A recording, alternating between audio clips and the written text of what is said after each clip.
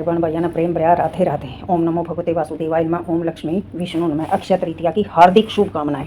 तो ये अक्षय तृतीया तो खुद में ही इतनी है, इस दिन तो कोई भी काम करो वो सब शुभ ही होता है। इस दिन किया हुआ दान पुण्य अच्छा कर्म जो भी है उसका कई गुना फल मिलता है। और ये क्यों मनाई गई, इस दिन क्या क्या अच्छे काम हुए थे, ये अक्षय इतनी ये क्यों इतनी वो प्रचलित हुई भाई, इस दिन इतने अच्छे अच्छे काम कैसे हुए, क्या क्या हुए और किसका जन्म हुआ, क्या अवतरित हुआ, किस युग का आरंभ हुआ, तो ये सभी बातें हैं हमारे पुराणों में। अक्षय तृतीया वैशाख मास के शुक्ल पक्ष की तृतीया तिथि को अक्षय तृतीया कहा जाता है।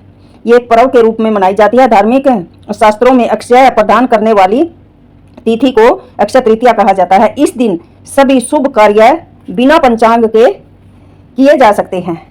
मान्यता है कि इस दिन जो भी कार्य किया जाता है वह बहुत ही फलदायी होता है, बहुत फल देने वाला होता है। इस दिन भूमि पूजन, गृह प्रवेश, धार्मिक कोई भी कार्य हो, विवाह को लेकर सब कार्य किए जाते हैं। अक्षय तृतीया के दिन भगवान विष्णु और लक्ष्मी का पूजन किया जाता है। इस दिन भगवान लक्ष्मी का पूजन करने से घर में कभी भी धन की कमी नहीं रहती। इस दिन भगवान विष्णु और लक्ष्मी की विधि विधान से पूजा करनी चाहिए। भगत की सारी मनोकामनाएं पूर्ण होती हैं।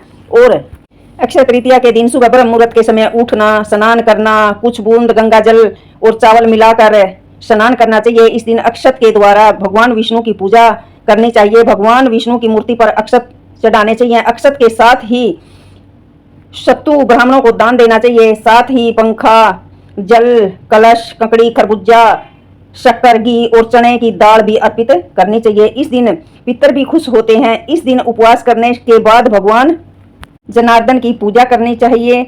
इस दिन भगवान लक्ष्मी नारायण की को फूल अर्पित करने चाहिए। मोदक का दान करना चाहिए। साथ में गुड़ और कपूर से जलदान भी करना चाहिए। अक्षय तृतीया के दिन पूजा, जप, तप, स्नान सब कार्य का बहुत फल मिलता है। भगवान विष्णु का नर नारायण में अवतरण हुआ था।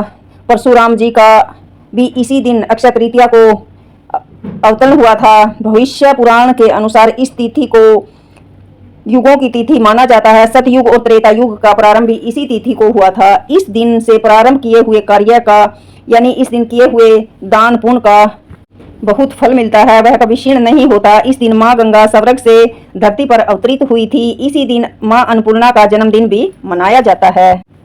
भविष्य पुराण में लिखा है त्रेता युग की शुरुआत भी अक्षय तृतीया के दिन ही हुई थी और महाभारत लिखने की शुरुआत भी अक्षय तृतीया के दिन ही हुई थी। वेद व्यास जी ने महाभारत कथा लिखनी भी अक्षय तृतीया के दिन ही गणेश जी से लिखवाई थी।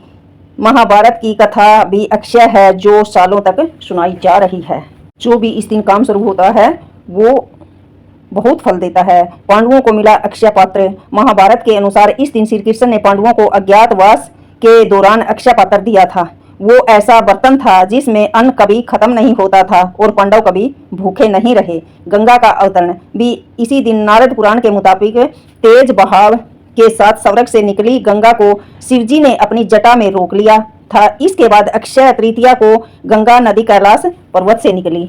सहस्त्र जमद अग्नि को मिली कामधेनु। सहस्त्र अर्जुन ने जमद अग्नि ऋषि के आश्रम पर आक्रमण करके कामधेनु गायें छीन ली थी। इसके बाद परशुराम सहस्त्र अर्जुन को हराकर हर इच्छा पूरी करने वाली कामधेनु गायें अपने आश्रम में ले आए थे। वो भी अक्षय तृतीया के दिन ही हुआ था। और तीर्थकर ऋषभ देव ने पूरा किया उपवास। जैन धर्म के 24 तीर्थकरों में से पहले भगवान ऋषभ देव ने साल भर तक उपवास रखने के बाद अक्षय तृतीया पर गन्ने का रस पीकर उपवास खोला था, तोड़ा था। और अक्षय तृतीया पर ही परशुराम का जन्म हुआ था जिसने अपने पराक्रम से अधर्मियों का मिटाया और धर्म की रक्षा की थी। और इसी दिन नर नारायण का भी प्रकट हुए थे। इन्होंने संसार में तपस्या करना सिखाया जिससे शारीरिक, मानसिक और हर तरह के दुख खत्म होते हैं। इस दिन भगवान ने घोड़े और इंसान दोनों के रूप में हैग्रीव अवतार लिया था। इस रूप में राक्षसों को मारकर वेदों को बचाया था। तो इस दिन भाई जिसकी जो श्रद्धा हो वही दान अवश्य करना चाहिए। जिसका जो भी भाव हो अपनी श्रद्धा से, जिसकी जितनी श्रद्धा हो उतना ही दान करना चाहिए। कोई पेड़ पौधा भी लगाना चाहिए भाई। कोई भी अच्छा कर्म और कोई भी शुभ मुहूर्त, ये तो इस दिन का तो दिन ही इतना शुभ है, कोई मुहूर्त दिखाने की जरूरत नहीं है कुछ भी किसी को। अक्षय तृतीया पर किया गया दान, हवन यह कभी क्षण नहीं होता, इसलिए मुनियों ने इसे अक्षय तृतीया कहा है। वेदों के तथा पितरों के लिए देवों के तथा पितरों के लिए इस तिथि पर जो कर्म किया जाता है वह अक्षय अर्थात अविनाशी होता है, उसका कई गुना फल मिलता है।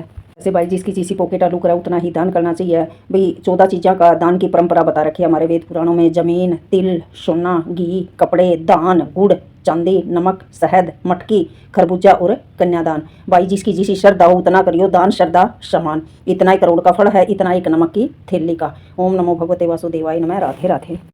कामयाबी कदम चूमते रहे, खुशियाँ आसपास घूमती रहे, धन की हो भरमार, मिले आप सबको अपनों का प्यार, ऐसा हो आपके लिए अक्षय तृतीया का त्यौहार। सारे बहन भाइयों को ढेर सारी शुभकामनाएं अक्षय तृतीया की। राधे राधे।